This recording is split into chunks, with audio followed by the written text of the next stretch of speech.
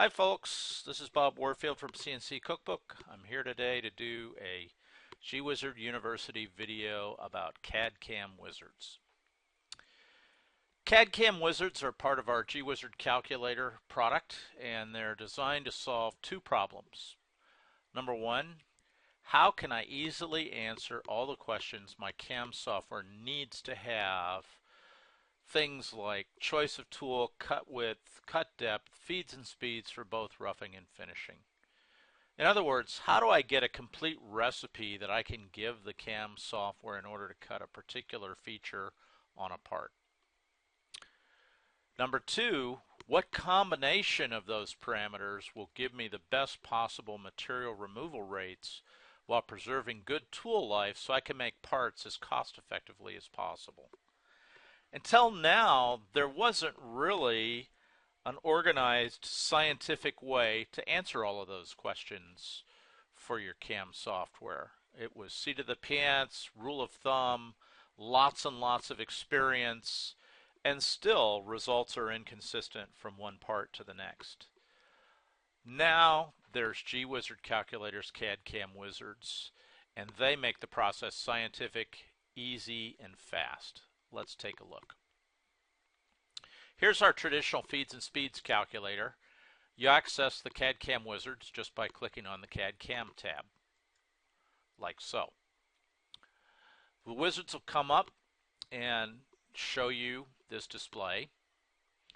And the idea here is CAD-CAM Wizards are actually an even simpler alternative to the traditional feeds and speeds. They need to know fewer pieces of information from you, and in fact they give you back more information than a traditional feeds and speeds calculator, so it's really pretty neat.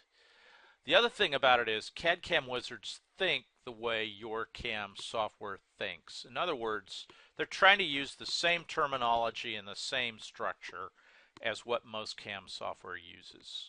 So let's try it out. We start out needing to know what machine to use. You have the ability to define different machines within G-Wizard calculator. So you choose a machine and you select a material that you want to work on. So let's just dial up some brass. The next question it wants to know, and this is part of it thinking the way CAM software does, is what kind of a feature do you need to make a program for? A pocket, a 2D profile, a hole, a 3D surface, face milling, something custom perhaps. These are the types of operations that your CAM software knows how to do. And of course these all change if you switch to using a lathe. We're going to just stick to the mill for this particular demo, but we have support for both kinds. Now, I mentioned it was simpler to be able to use this than a feeds and speeds calculator. Let's just do a real quick pocketing operation where we're going to cut an area down into some material. Really, the only thing it needs to know is how deep that pocket will be and what the minimum corner radius of the pocket is. The rest of this information is only needed if you're actually going to try to get a cycle time estimate. But just to get the actual recipe for doing the cutting, we don't even need that information. So let's go ahead and put in a couple of things. Let's try a 1-inch deep pocket, and I'm going to specify a 1/8 inch minimum corner radius inside the pocket. So if it's just a square pocket, we're talking about the radius of these corners here. But it's important that you get the minimum corner radius that happens inside the pocket, and then hit recalc, and it comes back, and okay, now we've got a complete recipe. We've got a roughing pass, it's chosen a tool, it's telling us how many passes we're going to have to do, how many step downs to make that cut, cut depth, cut width, RPMs, what surface speed that corresponds to, feed rates, the tool stick out, the material removal rates, and the length of time for that pass. And it's specified 3 different operations: a roughing operation, semi-finish operation, and a finishing operation. Okay, And the total time for that, and remember we're just using these default 2-inch by 3-inch, is pretty long. It's 23 minutes and 24 seconds. So that's telling you right there that's an awfully long time to do this little pocket, that all is not well. And the question here is, if these are the optimal parameters in terms of material removal rate, what exactly is wrong? Well, we have this area called DFM. DFM is one of those buzzwords in manufacturing. It stands for Design for Manufacturing. And the idea is the best possible time to have ideas to make manufacturing cheaper is during the design phase. Changing the design can often make a huge difference. And in this case, what gWizard does is it gives you hints based on the parameters you've given it for things that it would like to see you change in the design to make the job cheaper to manufacture. So in this case, it's telling us keep the corner radii greater than 1/6 of the pocket depth for best tool rigidity. So what we're dealing with here is we have tiny little corner radius, 1/8 of an inch, so we can't use a tool bigger than 1/4 inch, and we're forcing that 1/4 inch tool to reach down an inch of depth, which is really too much in this case. So let's see if it's right. We had been running about 23 minutes on this job. Let's try increasing the corner radius. We'll double it. We'll increase it to 1/4 of an inch instead of 1/8 of an inch, and we'll hit recalculate again. Notice it turns red, telling us it needs to recalculate. And here we are. We're down from 23 minutes to just 2 minutes. Design looks good, no suggestions.